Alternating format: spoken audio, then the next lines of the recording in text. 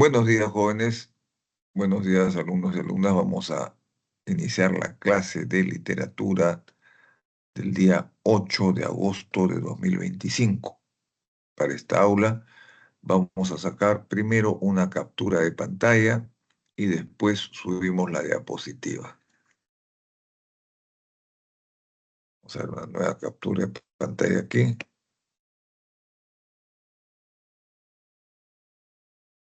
¿Listo? Ya estamos guardando y ya. Ahora sí podemos compartir la diapositiva e iniciar la clase de hoy. Oh, la semana 18. Bien, acá está la diapositiva, vamos a subirla un ratito. Ya. Iniciamos así la clase de la narrativa peruana contemporánea y sobre todo el escritor Mario Vargas Llosa, del cual vamos a ver dos obras que son sus obras más representativas: La ciudad de los perros y Conversación en la catedral, ¿no? Acá tienen el itinerario, está Mario Vargas Llosa, características de su narrativa, tienen La ciudad de los perros, el argumento y temas, y luego Conversación en la catedral, argumento y temas, correcto. En este caso, vamos a ver primeramente a dónde pertenece Mario Vargas Llosa. Vargas Llosa no escribe solo en este momento, sino es parte de un gran equipo de escritores latinoamericanos que han transformado la novela no solamente a nivel de América Latina, sino a nivel mundial, ¿no? Gracias a este conjunto de escritores que forman parte del boom del 60, así se llama el fenómeno, el boom del 60, es que la novela como género mayor ha podido evolucionar hasta el grado en que se encuentra hoy en día. Ya no es más la novela decimonónica, ya no es la novela del siglo XIX que estábamos acostumbrados a leer, ya tampoco son los grandes novelones que son realmente casi inllevables por el lector, sino se trata de novelas que se acercan mucho a un perfil cinematográfico. O sea, son tan agradables de leer que uno parece que está viendo una buena película en el cine, ¿no? Entonces, ¿por qué motivo? Porque hay recursos nuevos en cuanto a técnica literaria, en cuanto a técnica narrativa. El boom del 60 ha sido un movimiento de renovación de la novela latinoamericana que ha significado un éxito editorial sin precedentes, o sea, un éxito comercial de la novela porque se ha vendido por millones y millones de ejemplares, ¿no? El mundo en general ha consumido novela latinoamericana. La novela latinoamericana ha sido traducida a la mayor cantidad de idiomas que se podía haber imaginado antes que se podía traducir una novela, ¿no? La novela en castellano nunca más le volverá a pertenecer el primer lugar a España. El primer lugar lo va a tener América Latina, porque en América Latina se ha alcanzado un desarrollo del género narrativo que no lo han alcanzado jamás los escritores españoles, ni tampoco los escritores europeos en general, ¿no? Pero principalmente porque hablamos castellano, decimos lo siguiente, ¿no? La literatura en castellano hecha en América Latina es incomparablemente mayor en calidad que la literatura en castellano hecha en España, ¿no? Entonces, la novela latinoamericana ha prosperado porque, hemos dicho, por la incorporación de técnicas literarias que antes no se conocían en castellano, ¿no? Hay influencias cosmopolitas. ¿Qué significa cosmopolita? Influencias de otras literaturas de diferentes idiomas, ¿no? Por ejemplo, dentro de las influencias hay autores que causan influencia acá y que transforman la mentalidad de los escritores latinoamericanos. Uno de ellos es conocido por ustedes, Ernest Hemingway. Ernest Hemingway, ¿de dónde es? De Estados Unidos, Norteamérica.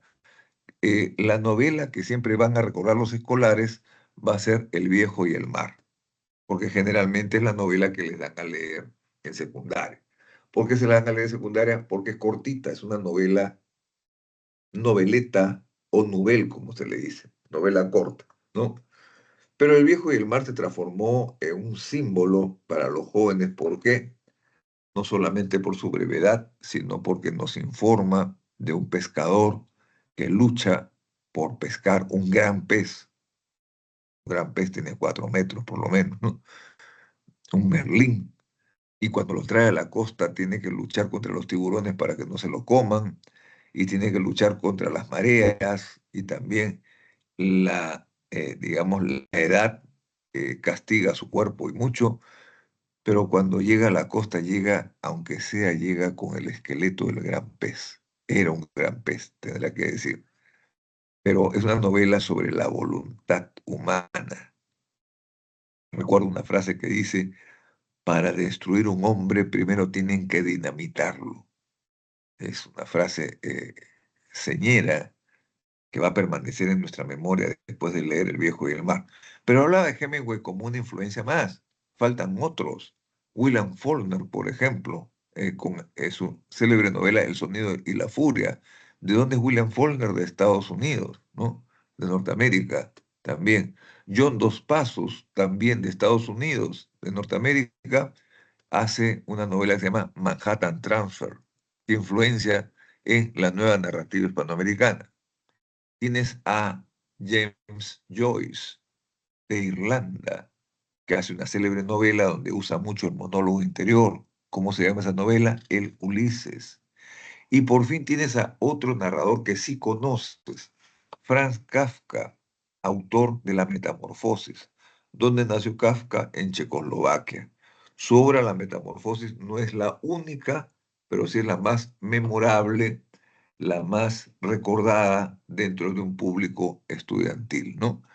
Entonces, ¿por qué motivo? Porque nunca se han imaginado ustedes que un hombre se transforme de la noche a la mañana en un gigantesco insecto, ¿no? Es inverosímil, pero es fantasía extrema llevada a la literatura, ¿correcto? Entonces, nuevas influencias, nuevas lecturas hacen que los latinoamericanos cambien su forma de escribir novelas. Y los principales autores del boom del 60 en América Latina, ¿quiénes son? Vamos a enumerarlos. Primero, Julio Cortázar. ¿Dónde nació? En Argentina. ¿Cuál es su novela más memorable? Rayuela, una novela que la puede armar el lector. Segundo lugar, Carlos Fuentes. ¿Dónde nació? En México.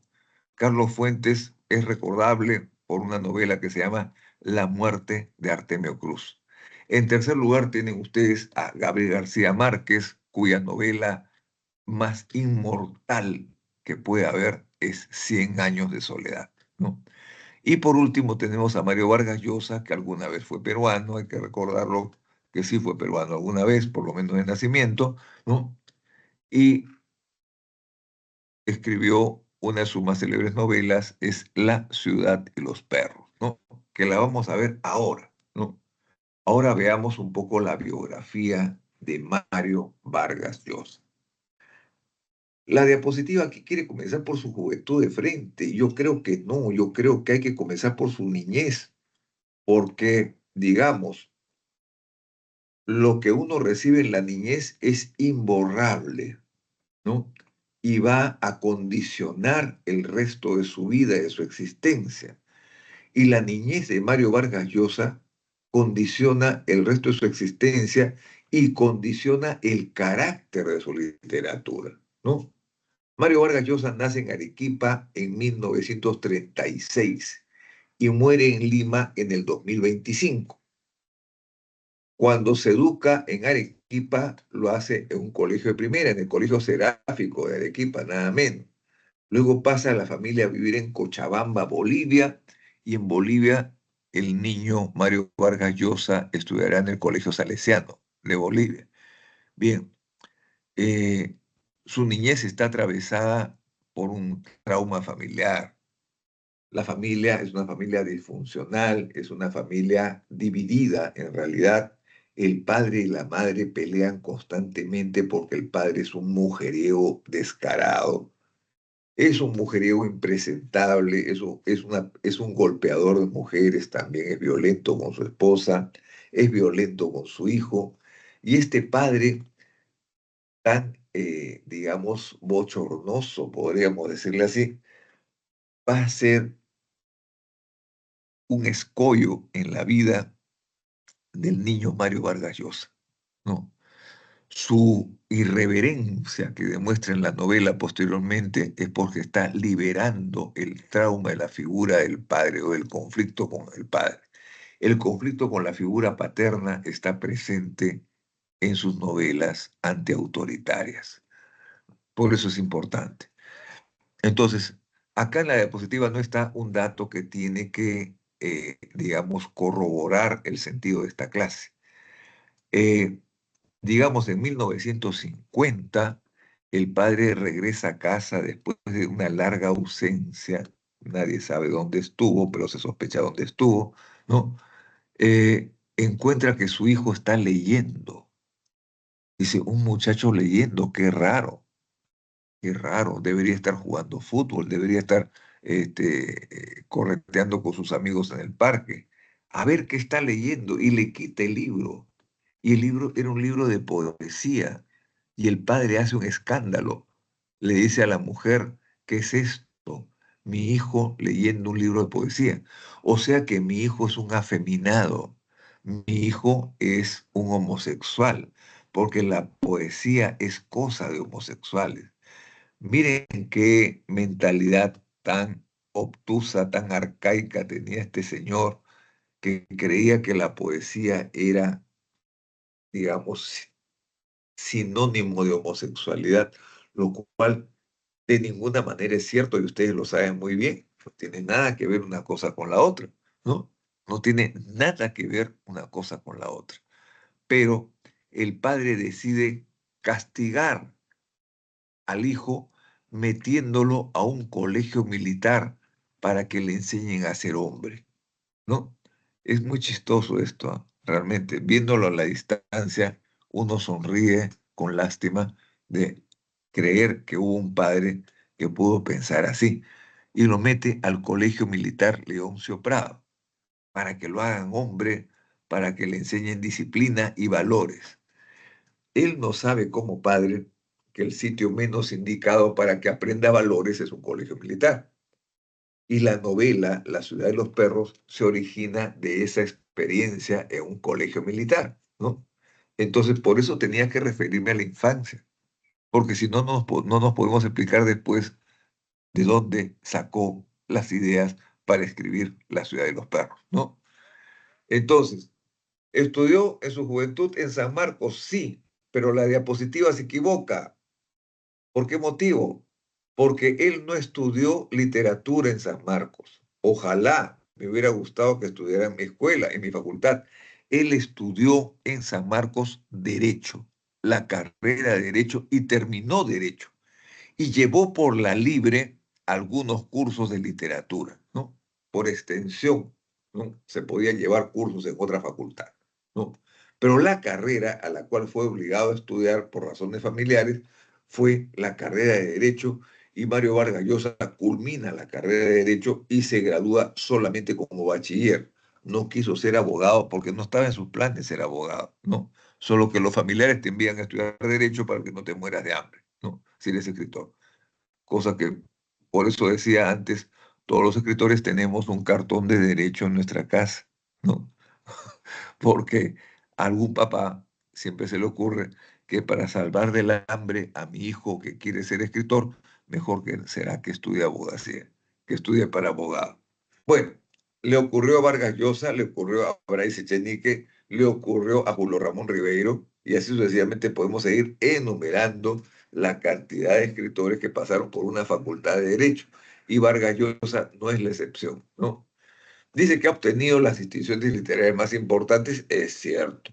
Premio Nobel de Literatura del 2010, Premio Cervantes, Premio Príncipe de Asturias, Premio Biblioteca Breve y Premio Rómulo Gallegos. Todos son premios que han tenido mucho dinero, ¿no? Han tenido mucho dinero como parte de la premiación, ¿no?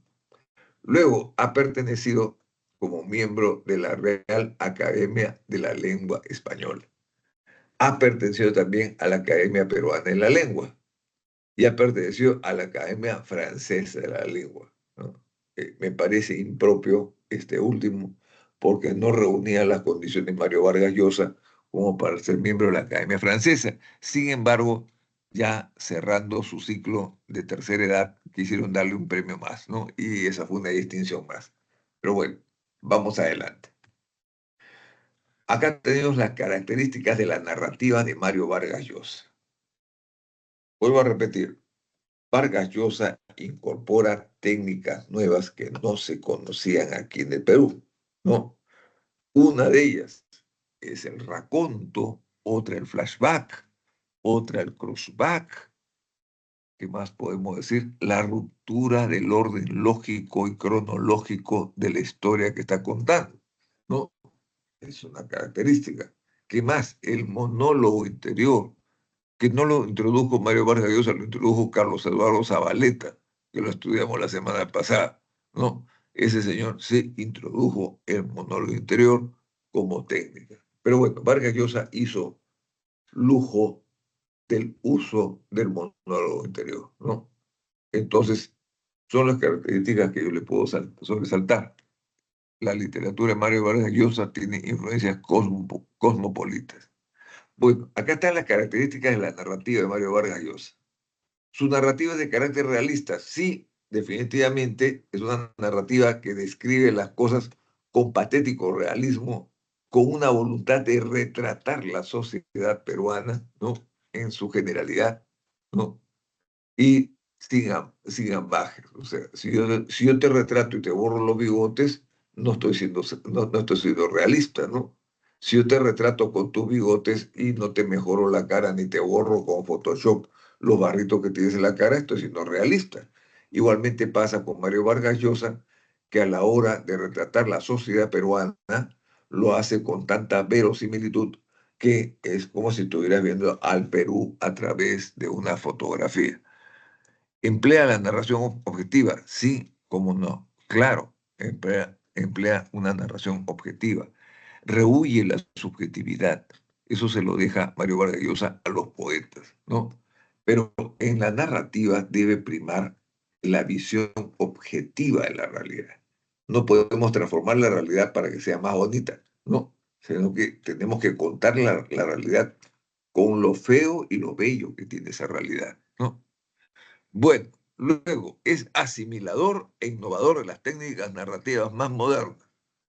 Estamos hablando de técnicas narrativas más modernas y hemos dicho algunas: monólogo interior, raconto, flashback, crossback. ¿Qué más?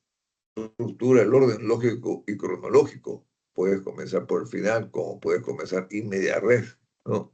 Y así sucesivamente, ¿no? Tienen ustedes la introducción de técnicas que jamás se habían conocido en la novela peruana.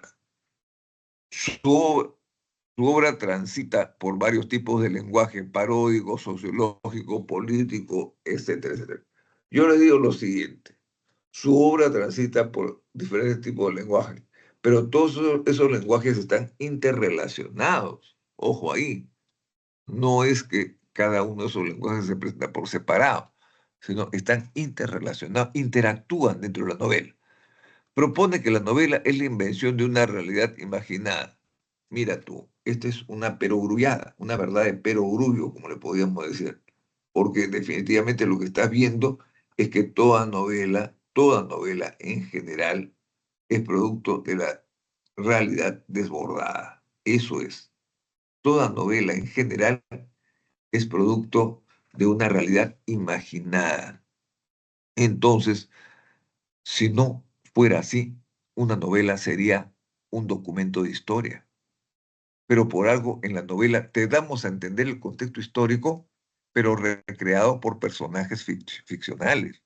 Muchos de ellos no existieron nunca, se los imaginó el autor.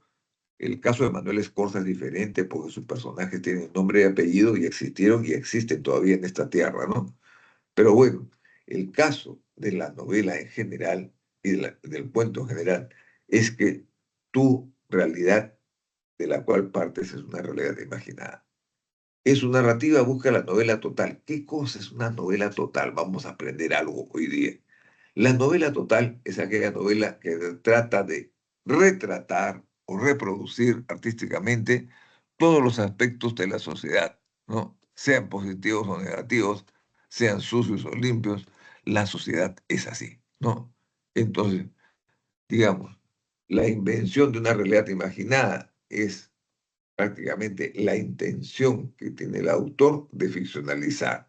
Y la novela total significa que es una novela que va a abarcar cada punto diferente de lo que componen la realidad nacional, ¿no? La, la novela total, por ejemplo, es una como Cien años de soledad, la novela total trata de reflejar toda la sociedad colombiana y latinoamericana. Novela total, podríamos decir, Conversación en la Catedral es una novela total. Novela total también es El mundo es ancho y ajeno, de Ciro Alegría, que lo vimos, porque son novelas que retratan a la sociedad enteramente, no una porción de la sociedad, sino el retrato entero de toda una sociedad, ¿no? Entonces, buscar la novela total ha sido un objetivo de Mario Vargas Llosa y yo creo que lo logró en Conversación en la Catedral. Vamos a ver aquí. La ciudad y los perros. Me permiten un minuto, solamente voy por agua y continuamos con la clase porque la garganta se me está secando. Un instante nada más. Permítame.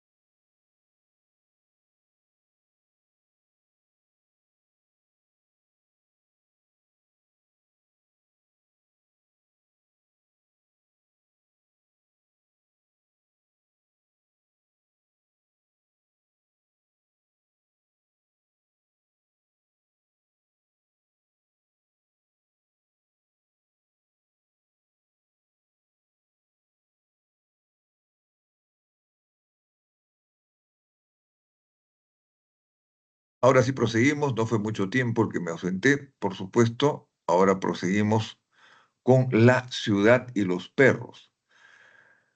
Recordemos algo, en la primera etapa de la narrativa de Mario Vargas Llosa hay otra mentalidad de parte del escritor. El escritor piensa con el corazón en la izquierda, ¿correcto? Por lo tanto, tiene una militancia incluso. Y más que una militancia, tiene una ideología. Entonces, Mario Vargas Llosa comienza desde muy joven a triunfar. El primer libro que publica Mario Vargas Llosa no es La ciudad de los perros, es un conjunto de cuentos que se llama Los Jefes. Los Jefes tienen mucho que ver con la vivencia piurana. Él no termina secundaria en el Colegio Militar Leoncio Prado, termina secundaria en Piura. La familia se muda a Piura, ¿no? Y Piura va a tener una influencia decisiva en la confección por lo menos de dos libros. Uno de ellos es Los Jefes, conjunto de cuentos que fue publicado en 1959, cuando el autor tiene escasamente 23 años. El autor a los 23 años ya está casado con su tía carnal, con la tía Julia. Esto originó un escándalo en la Lima de costumbres conservadoras, una Lima de una hipócrita moral colectiva que condenaba la vida privada de los seres humanos, ¿no? Y que se haya casado un joven de veintitantos años. Se casó todavía cuando no había cumplido los 21 y la mayoría de edad se adquiría a los 21 años en aquella época. Se casa con una mujer 10 años mayor que él y que es su tía carnal. Fue un escándalo, ¿no? Tanto en la familia como en los núcleos más chismosos de la Lima de aquel entonces, ¿no? Pero la tía Julia era una mujer excepcional. Siempre voy a decirlo, y lo he dicho en otras clases, que una mujer excepcional, ¿por qué motivo? Porque era secretaria diplomática, era políglota, hablaba muy bien el inglés y muy bien el francés, dominaba los dos idiomas. Era una excelente mecanógrafa que le pasó a máquina todos los libros de Mario Vargas Llosa durante la época en que vivió con él, ¿no? Le presentó, por su estatus diplomático, le presentó a embajadores de otros países, a secretarios de culturas de otras embajadas, a ministros de cultura de otros países, a dueños de editoriales internacionales, ¿no? La tía Julia le abrió los caminos. Entonces podríamos decir, en este caso sí, detrás de todo gran hombre hay una gran mujer. Él se divorció de la tía Julia años después para casarse con su prima Patricia. Pero fue realmente una cosa muy diferente. No quiero decir otras palabras, pero fue una cosa muy diferente porque está muy mal que le haya hecho una novela contra la que fue su esposa. La tía Julia y el escribidor es una novela que se publicó en la década del 70 y que realmente avergüenza a aquella mujer que hizo tanto por él, ¿no? Ella le respondió con otro libro. Se llama Lo que no dijo Varguitas, un libro que se agotó en Lima y no quiero decir las razones por las cuales se agotó, ¿no? Pero bueno, su primer libro es Los Jefes. Los Jefes gana el premio Leopoldo Alas de cuento y es la primera vez en que él viaja del brazo de la tía Julia a España a recibir ese premio internacional. Y ahí comienza la carrera literaria de Mario Vargas Llosa, porque la tía Julia le presenta a Carmen Balcells, que era la principal editora, la principal propulsora de los escritores en España, ¿no? Era, digamos, la agente literaria de escritores brillantes, ¿no? Entonces Carmen Balcells va a impulsar a Mario Vargas Llosa, le va a pedir que compita en un concurso, el premio Biblioteca Breve de Seis Barral, y lo va a ganar ese premio con este libro que está acá, La ciudad y los perros, que es su primera novela de 1963. El anterior libro era un libro de cuentos. Esta es su primera novela, ¿ok? Quedamos claros. Entonces, es la novela sobre el Colegio Militar Leoncio Prado, en el cual alguna vez estudió el autor y quedó profundamente impactado, impresionado para siempre, de tal modo que va a tener que exorcizar esa experiencia a través de una novela. Veamos aquí, ya entremos de lleno a La ciudad y los perros. Se supone que no es bueno que un estudiante se haya perdido esta novela, porque es una novela de estudiantes. Es una novela que trata de cadetes de tercero, cuarto y quinto de secundaria, ¿correcto? Es una novela que tiene un carácter juvenil por su contenido. Entonces es muy recomendable para la educación secundaria.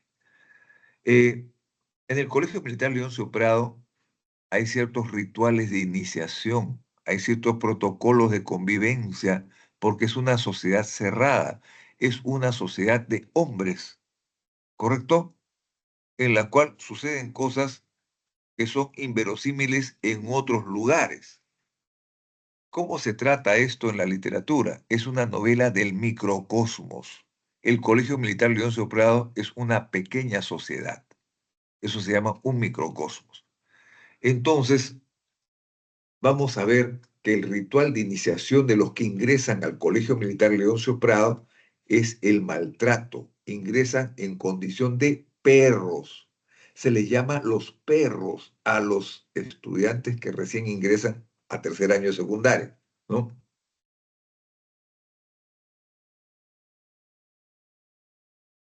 Los perros o ingresantes van a ser maltratados sistemáticamente por los cadetes de mayor edad, ¿no?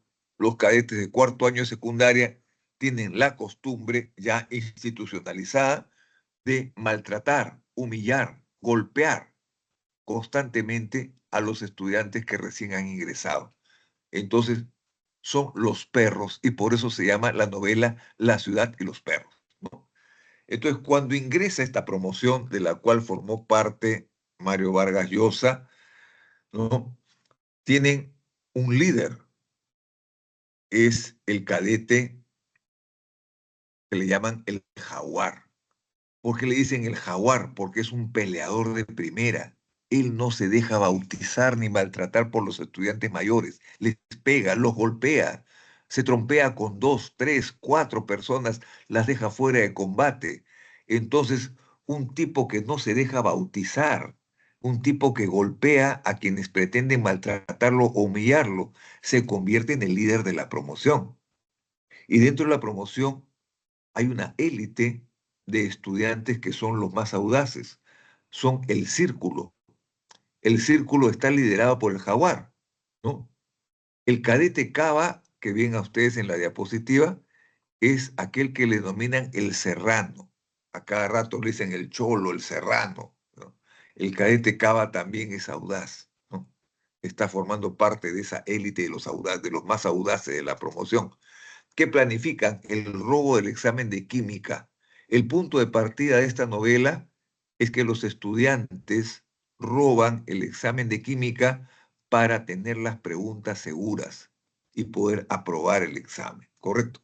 Es una operación tipo comando en la noche, en horas de la madrugada, ¿no? Se deslizan en calzoncillos por las sombras del colegio, ¿no? Y el estudiante Cava, el cadete Cava, se introduce en el gabinete del profesor de química y roba las preguntas del examen.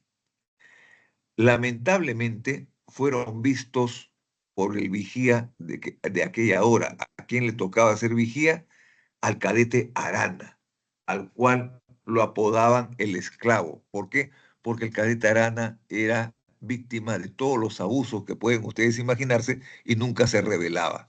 Y como nunca se rebelaba, le pusieron el esclavo. Bueno, este cadete llamado el esclavo, el cadete Arana, es pusilánime, tiene inmadurez emocional, es cobarde, ¿no?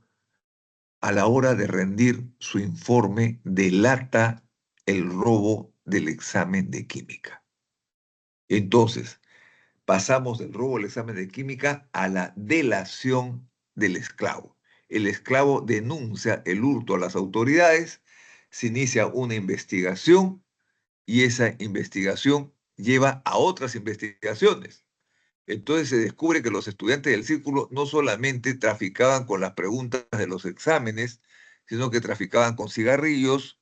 No había marihuana en esa época, no habían drogas, traficaban con cigarrillos, traficaban con licor que introducían al colegio, traficaban con fotografías pornográficas, ¿no? Ese tipo de cosas, y con todas las cosas que se podían robar de otros cadetes, ¿no? Entonces, el mero robo del examen guía a la investigación de otros delitos que se cometían dentro del colegio y que las autoridades no lo sabían. Entonces, el cadete Arana no solamente ha perjudicado a aquellos que se robaron el examen, ¿no? Va a originar la expulsión del cadete Cava. El cadete Cava, que había sido el que sustrajo las preguntas, va a ser deshonrado públicamente y expulsado, ¿no? De la manera más humillante que se pueda hacer en una institución militar, ¿no? Entonces lo expulsan del colegio. Pero además caen los negocios turbios que tenían los estudiantes. Ya hemos dicho, tráfico de cigarrillos, tráfico de licor, etcétera, etcétera, etcétera. Entonces, luego pasamos a la tercera parte de esta novela. Casualmente, en una práctica de tiro, en una práctica en el campo, una bala perdida mató al cadete Arana, aquel que delató a sus compañeros. Entonces, esto va a despertar suspicacias, ¿no? El esclavo muere en una práctica de tiro, casualmente, accidentalmente, pero hay quienes piensan que no fue un accidente, hay quienes piensan que fue un homicidio y van a comenzar una investigación acerca de el homicidio que se ha cometido, ¿no? Vamos a eso.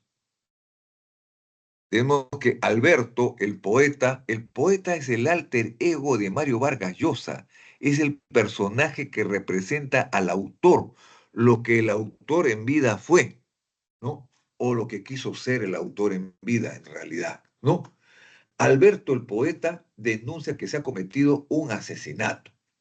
Las autoridades militares deciden que lo más conveniente es aparentar que nada fuera de lo normal ha sucedido en el colegio.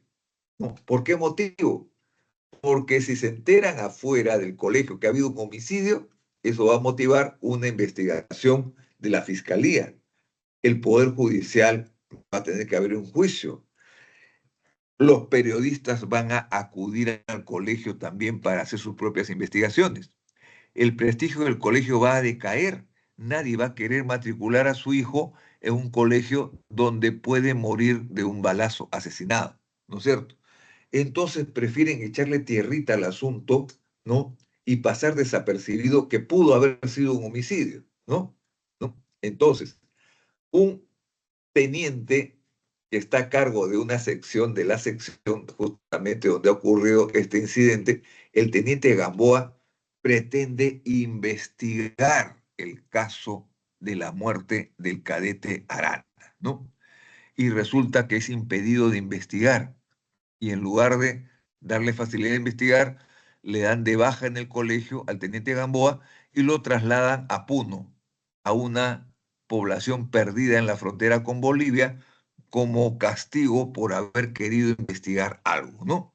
Y realmente trasladarlo a Puno es anularlo, sencillamente. Él está acostumbrado a obedecer, lo han educado para obedecer, pero en lugar de digamos, realizar la investigación de un homicidio que a todas vistas era probable, ¿no? Lo envían a Puno para que no diga nada, ¿no? Entonces, falta algo ahí en la diapositiva. El cadete llamado el Jaguar va a autoconfesar el crimen y las autoridades no le van a creer.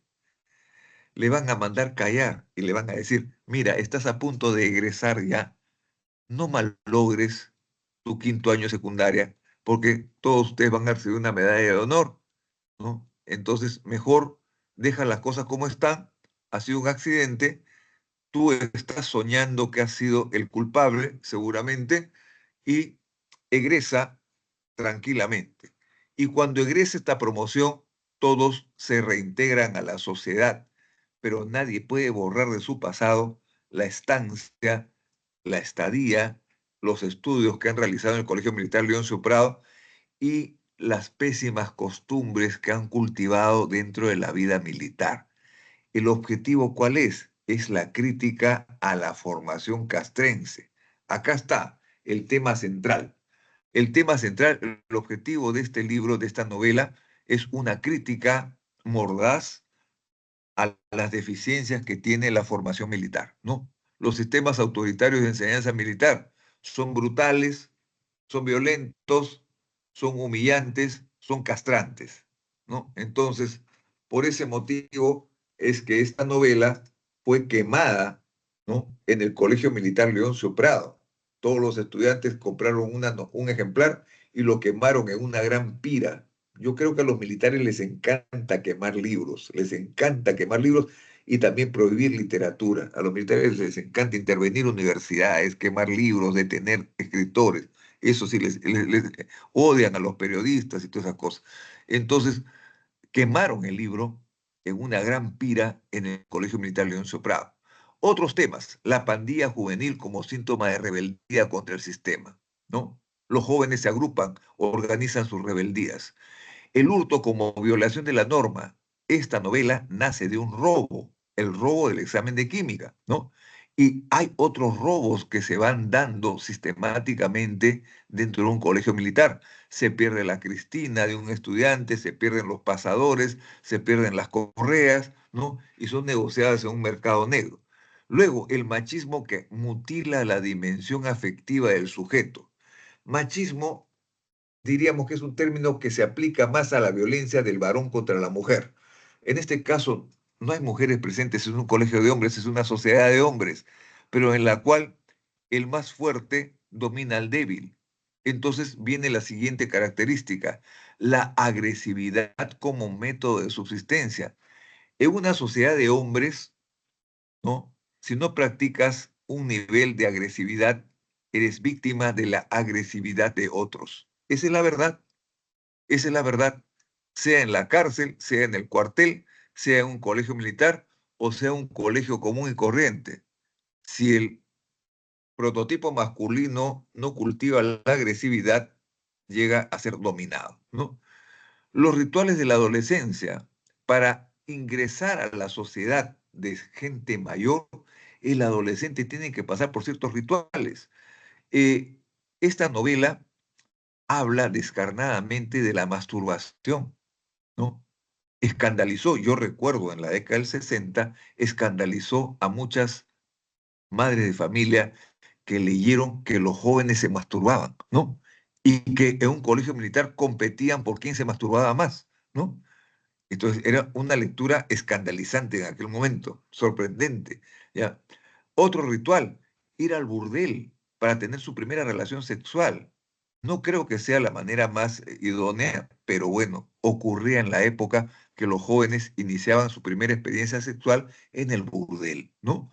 A riesgo de contraer una enfermedad venérea, ¿no? Entonces, son rituales de adolescencia. Tu primera pelea a puño limpio, también hacer valer que tú también no te dejas dominar. Y así sucesivamente. Luego, el racismo y el clasismo es una sociedad en la cual, el Leoncio Prado, una micro sociedad en la cual se reproduce el racismo de la sociedad peruana, ¿no? El racismo contra el serrano, contra el negro, ¿no? Se reproducen ahí. Y hay diferentes clases sociales, por supuesto. Hay estudiantes que son de clase social alta, hay estudiantes que son de clase social muy modesta, hay estudiantes de clase media, y entre ellos se nota o hacen notar la diferencia de la procedencia de clase. Muy bien, eso ha sido La ciudad de los perros. Ahora entremos a la novela mayor, a la mejor novela que ha hecho en toda su carrera Mario Vargas Llosa, Conversación en la Catedral de 1969. Vean ustedes la foto, van a ver a un Mario Vargas Llosa totalmente joven que está en la puerta de un bar llamado La Catedral. Ya ese bar no existe, por si acaso. Lo demolieron en el centro de Lima porque era antihigiénico totalmente, ¿no? Pero hay una conversación que se realiza en este bar. ¿Quiénes van a conversar, no? Van a conversar Santiago Zavala, ¿no? Un personaje con otro personaje que es el negro Ambrosio. Ambos van a conversar durante más de 6 horas reconstruyendo la vida familiar y la vida del país en plena dictadura del general Odría. Es una novela sobre la dictadura del general Odría. Veamos acá el argumento. Santiago Zavala, a quien llegan a llamarlo Zabalita de cariño, se encuentra con el negro Ambrosio y ambos se dirigen al bar La Catedral a conversar largamente e irán tejiéndose los pormenores de la vida de Santiago y de la vida del Perú durante la dictadura de Manuel Apolinario Odría, ¿no? Santiago muestra su rechazo a la hipocresía moral de su entorno social. Él pertenece a una clase social alta. La relación conflictiva con su padre. Su padre es ministro de la dictadura, ¿no? Es ministro de Economía, ministro de Hacienda, le decían en aquel entonces. Y su padre tiene muchas industrias que se ven favorecidas por su cargo de ministro. O sea, está inmerso en la corrupción del Estado, ¿no?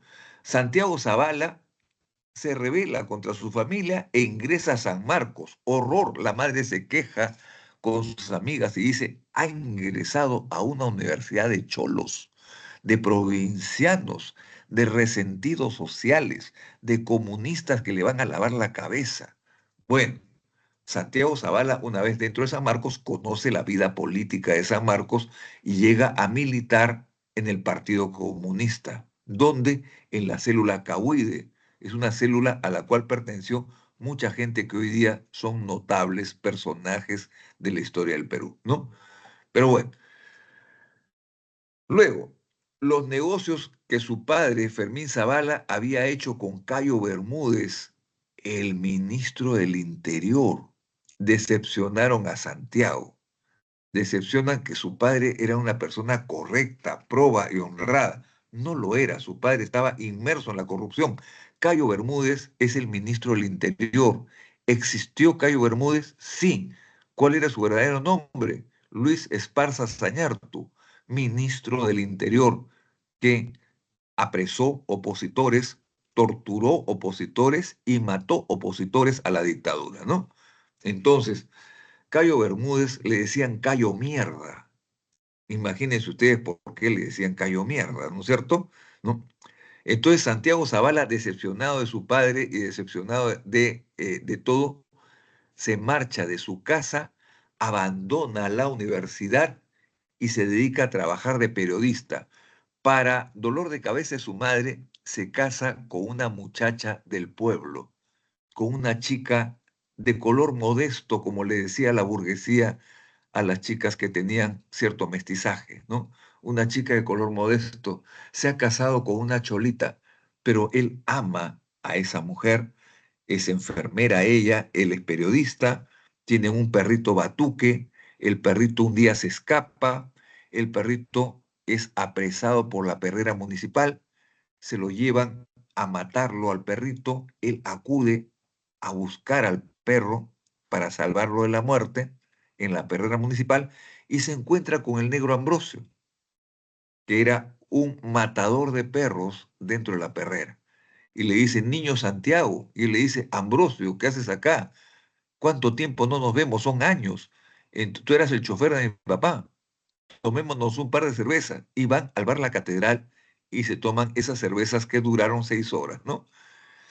En sus investigaciones como periodista, Santiago escuchó la versión del asesinato de una prostituta de alto nivel político, una prostituta que era amante del ministro del Interior, Cayo Bermúdez, pero que él la compartía a esta amante con otros ministros para, a través de la prostituta, averiguar secretos de Estado.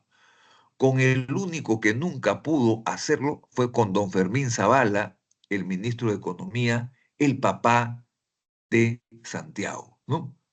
Fermín Zavala era un excelente padre de familia, era un esposo excelente en su casa también, y le había hecho un juramento verdadero a su mujer. Yo nunca he estado con otra mujer que no seas tú. Efectivamente decía la verdad. Él nunca había tenido otra mujer. Pero, ¿ya se están imaginando ustedes algo? Nunca lo hizo con otra mujer, pero sí lo hizo con otros hombres, ¿correcto? Y el ministro de Economía, Fermín Zavala, tenía como amante a su chofer, el negro Ambrosio, ¿correcto? Entonces, cuando la musa, que es la prostituta de alto nivel en el gobierno, se da cuenta que hay un ministro que no se ha acostado con ella, averigua la homosexualidad de ese ministro e intenta extorsionarlo. Entonces alguien mató a la musa antes que revelara un secreto de Estado, porque en aquella época decir que un ministro era homosexual era todo un escándalo. Ahora no le importa a nadie, porque los tiempos han cambiado. Pero en aquella época, si un ministro era homosexual, caía todo el gabinete y posiblemente el gobierno. Vean ustedes cómo era de conservadora la sociedad peruana, ¿no? Entonces, alguien mató a la musa y la pregunta que va a hacer Santiago Zavala al final de esta larga conversación en la catedral, ¿no? Va a preguntarle a Ambrosio sobre la muerte de la musa que había involucrado a su padre y que su padre había sido investigado y todo lo demás. Ambrosio no sabe qué decir, desvía la conversación, porque en realidad el lector se da cuenta que Ambrosio ha sido el que ha matado a la musa, ¿no? Pero hay algo más que pregunta Santiago Zavala y que quiere averiguar.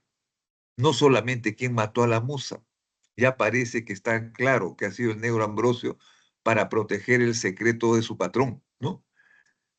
Lo que no está claro es si era o no era. Entonces Santiago Zabalita le pregunta a Ambrosio, oye Ambrosio, ya pues, dime de una vez, ¿mi padre era o no era?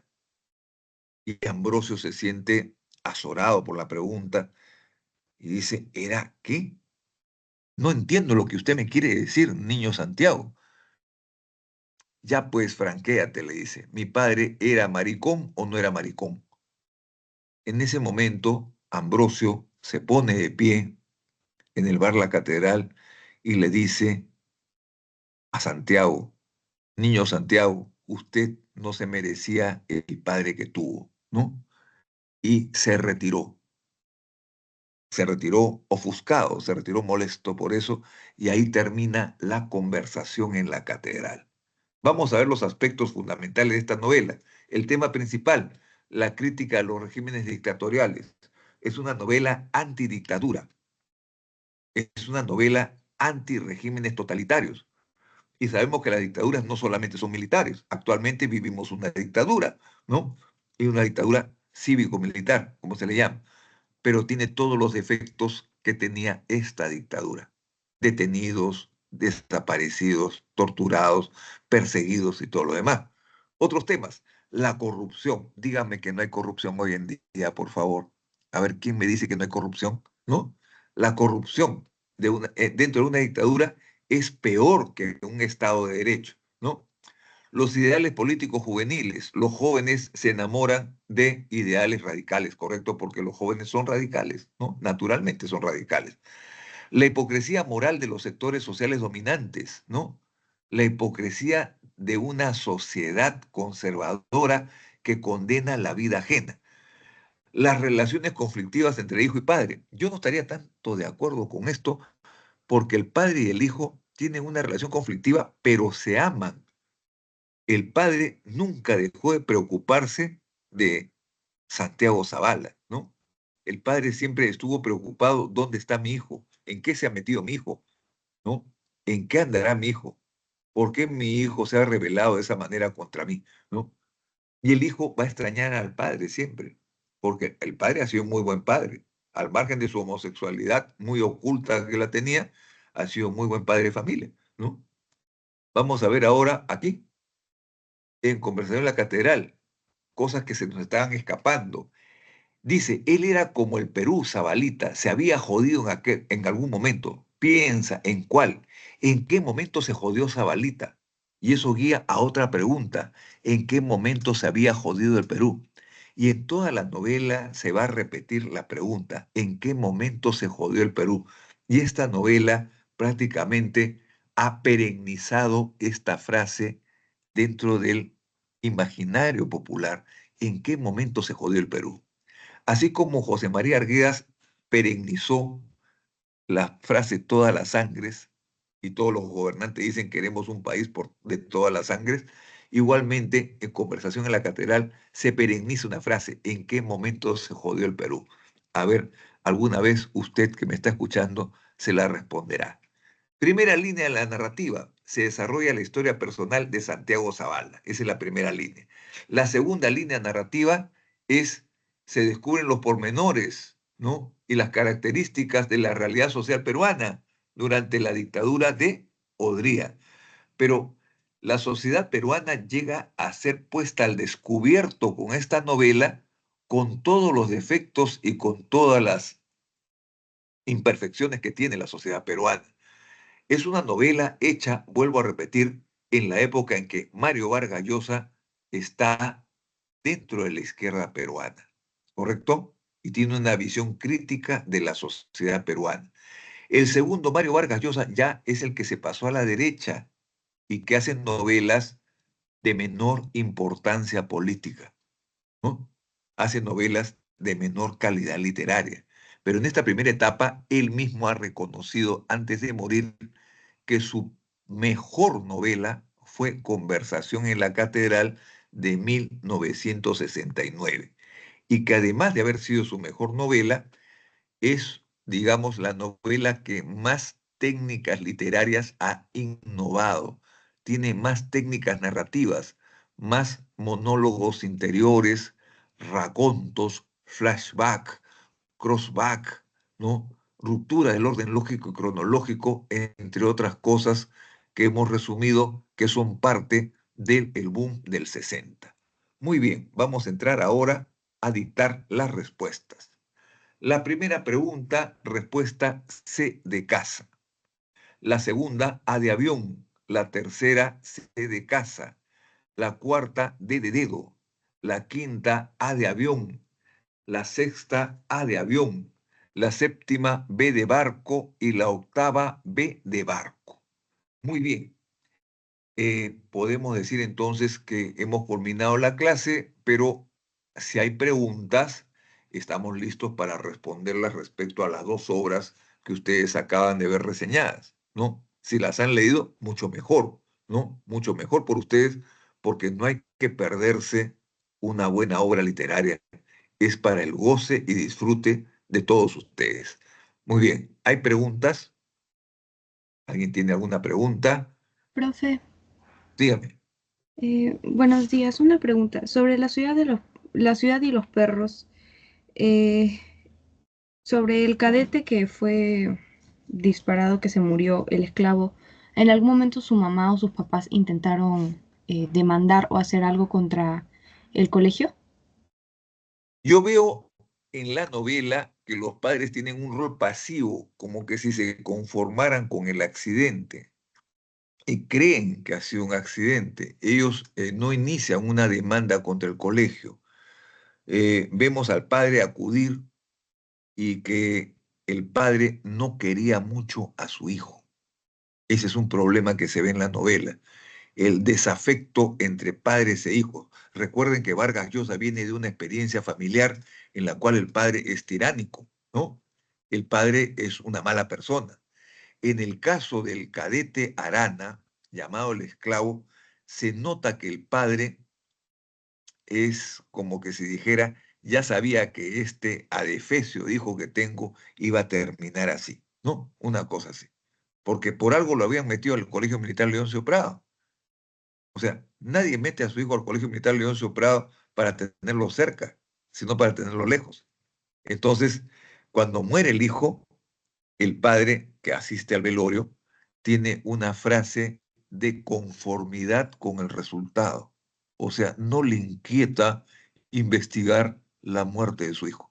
¿A quién le inquieta? Al poeta, que es el alter ego de Mario Vargas Llosa. ¿A quién le inquieta? Al teniente Gamboa, que presume que hay un homicidio, pero el padre no y la familia no. Esa es la respuesta. ¿Alguna otra pregunta? Profesor, creo que en este libro también hay un personaje que se llama La Pies Dorados. Sí, la Pies Dorados es una prostituta, a la cual la describen como una prostituta muy experta en los lances amorosos y que ejerce la prostitución en un barrio rojo que había, barrio rojo le decían a un barrio de prostitución, que era el Guatica. El Guatica quedaba en La Victoria. Ahora es un barrio más lleno de casas y puntos, pero antes era casitas muy pequeñas para prostitutas francesas, belgas, italianas, que venían de otros países, ¿no? Y la Pies Dorados era una prostituta que era muy famosa dentro de los estudiantes que iban al burdel, ¿no? Esa es la Pies Dorados. ¿Sí? ¿Alguna otra pregunta?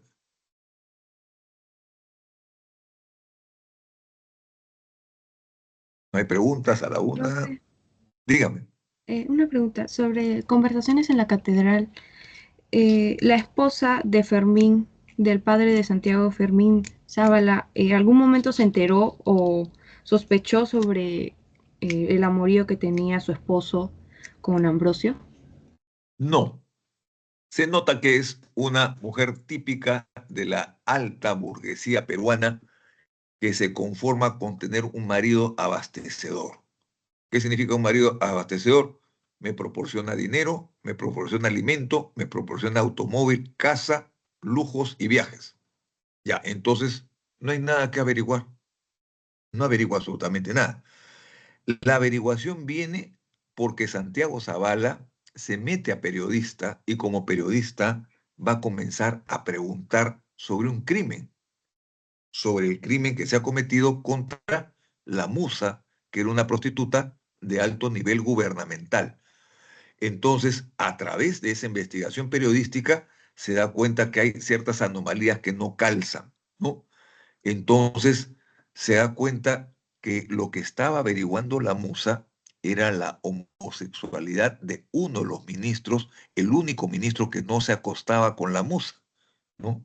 Entonces llega a averiguar que la Musa, que su amante era Ambrosio el chofer. Entonces, de ahí es que deriva la sospecha de homosexualidad que tiene su hijo sobre su padre, ¿no? El hijo sospecha de la homosexualidad del padre y quiere que Ambrosio le reconozca eso al final, en el último párrafo de la novela. Ambrosio, ¿mi papá era o no era? ¿No? Dime la verdad, ¿no? Entonces, ni siquiera el hijo está seguro, sospecha incluso, pero la esposa nunca lo supo, definitivamente no. Sí, otra pregunta, si tienen. Profe, y cuando Ambrosio le dice a Santiago de que nunca supo valorar a su papá, eh, ¿se podría decir que Ambrosio sentía algún cierto de cariño o amor hacia el señor Fermín? ¿O era un tema Claro, de opresión del señor Fermín hacia Ambrosio? realmente hay una historia de Ambrosio que no he podido contar porque está dentro de la novela. Ambrosio tuvo un padre realmente delincuencial. El papá de Ambrosio fue miembro de la fuerza de choque de un partido político y solamente sabía emplear la cadena, la chaveta y la cachiporra, ¿no? Era un matón y un delincuente que incluso su mamá de Ambrosio lo votaba al padre, ¿no? El negro Trifulcio se llamaba, Trifulcio. Ya vino Trifulcio a la casa, ¿para qué? Para pedirle plata a la mamá otra vez, ¿no? Entonces lo odiaba. Entonces, cuando Ambrosio tiene una relación de subordinado con don Fermín, lo ve como a un padre, incluso. Y entonces él le dice, niño, usted no se merece el padre que tuvo, porque Ambrosio hubiera querido tener un padre que lo cuidara, que lo educara, que lo llevara al colegio, que procurara que fuera universitario, que le diera las cosas que necesita un joven para desarrollarse. Ambrosio no tuvo un padre. Entonces, por eso es que hay lo que usted dice, una relación de afectividad extraña, tiene una relación homosexual con su patrón, pero reconoce ciertos rasgos paternales del patrón, ¿no? ¿Puede suceder? Yo creo que sí, en la vida real esto ha sucedido en muchos casos, ¿no? Y creo que la novela tiene la maestría de enseñarnos que incluso en ese terreno puede existir cierta afectividad paterno-filial, ¿no? Increíble, pero cierto, ¿no? Increíble, pero cierto. Sí, ¿alguna pregunta más? Profesor, ¿y cómo Mario Vargas Llosa podía explicar también ese tipo de temas? Yo creo que Mario Vargas Llosa ha sido una persona, y como todo escritor, es una persona que se nutre de la realidad, ¿no? El escritor es una persona que tiene una sensibilidad súper desarrollada, ¿no? Si no, no pudiera ser escritor. El escritor averigua, investiga, cruza informaciones, ¿no? Se nutre de la experiencia de otros, escucha a otras personas, ¿no? Asume como suyos los problemas ajenos y los transforma en novela, ¿no? Entonces, en este caso, Mario Vargas Llosa se ha nutrido de experiencias que no son propias, obviamente. Y si ustedes leen la novela Conversación en la Catedral, se dan cuenta que el alter ego de Mario Vargas Llosa es Santiago Zavala. Él no ha tenido un padre como el que tuvo Zabalita, ¿no? Pero el alter ego como estudiante de San Marcos es Santiago Zavala. Todo lo que le pasó a Mario Vargas Llosa en la universidad y en su vida política universitaria está reflejado en la vida de Santiago Zavala. O sea, ha mezclado lo autobiográfico con las experiencias ajenas de otros sujetos, ¿no? Entonces, si no, no sería un buen escritor. Un buen escritor es aquel que, como un medium, se encarna los problemas de otro para reinterpretarlos y transformarlos en literatura, ¿no? En novela. Y eso es lo que ha hecho Mario Vargas Llosa, y por eso sabe tanto de estos temas, ¿no?